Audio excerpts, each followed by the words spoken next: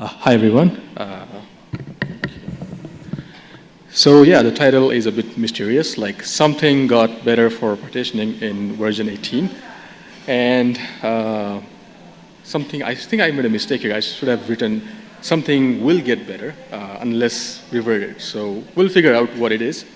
So here's a graph, and yeah, it's a bit of a mystery. I just wrote n parts on x-axis and TPS on y-axis. So if you add more partitions, TPS gets worse. So unless anyone in the room knows what I'm talking about or guessed, like, I don't know if I have time to ask, get like responses from you guys, but yeah, I would like to, show what this graph means in the next one. And okay, so yeah, so the blue line is for one case. I didn't label which these cases are, and with a workaround, you can make it, not degrade.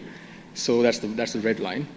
I don't know if anybody's has been able to guess at this point.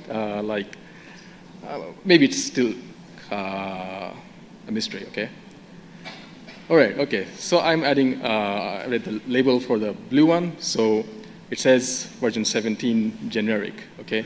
So something to do with generic. And does anyone know what generic, the word is used for, like in Postgres?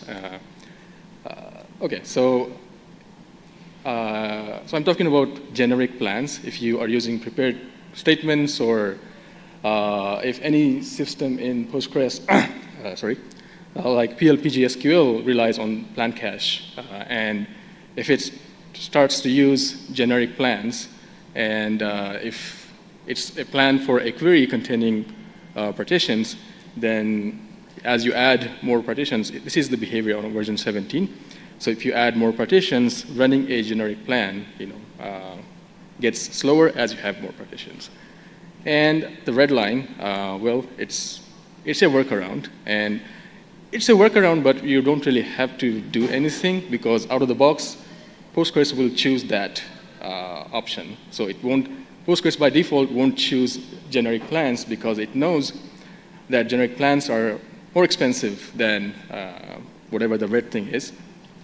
Okay, so it is custom plans. So with custom plans, Postgres will be able to, use the parameter values, and it will be able to do pruning, and that means that even if you have more partitions, planner will only be looking at the partitions that match your query. So yeah, if you use generic plans, they are supposed to be better because you're avoiding doing planning on every execution. But yeah, they don't work as well on version 17, but you have this workaround or this custom option. But now if you look at version 18, here's the top line is for generic plans. And of course, when using generic plans, you're not going to replan on every execution. So of course, it's faster than the custom option. And I guess I'll just drop the commit that I did for version 18 that improves the situation for generic plans. It reduces the overhead of having many partitions, and yeah, it allows you to have almost like flat TPS for a number of partitions. I mean, there is still a slight degradation, so I guess we still have something left to do.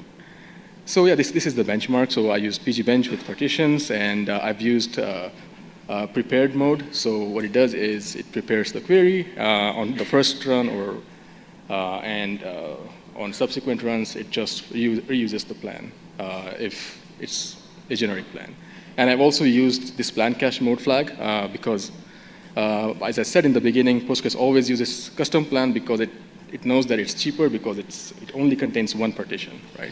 So because I'm working on this thing, I used this plan cache mode force generic plan, and that's how I got the generic lines. And And yeah, this is the last slide. This is the commit that I did, and the commit has to do with not locking the partitions that are pruned. So with custom plans, the planner will only lock the partitions that survive pruning.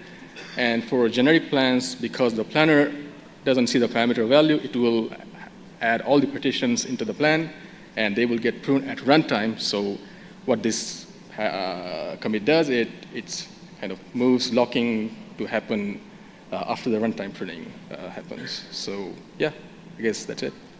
Thank you.